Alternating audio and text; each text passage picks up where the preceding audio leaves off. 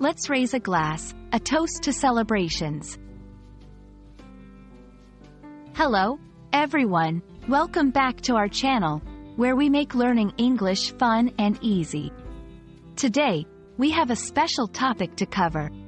The phrase, let's raise a glass.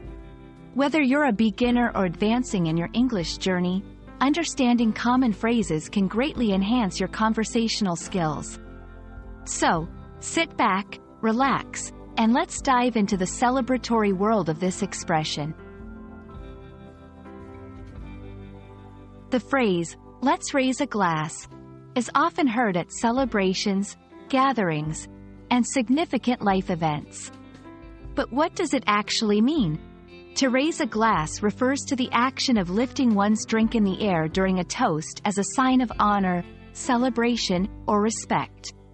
It's a universal sign of goodwill, often accompanied by a few words of congratulations, well wishes, or commemoration.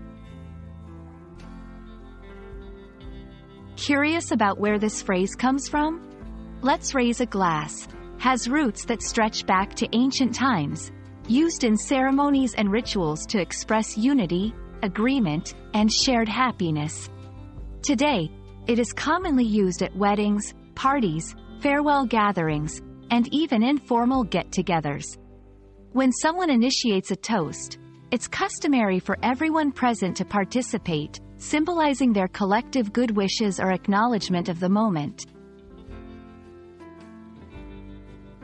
You might be wondering, when is the perfect time to use this phrase?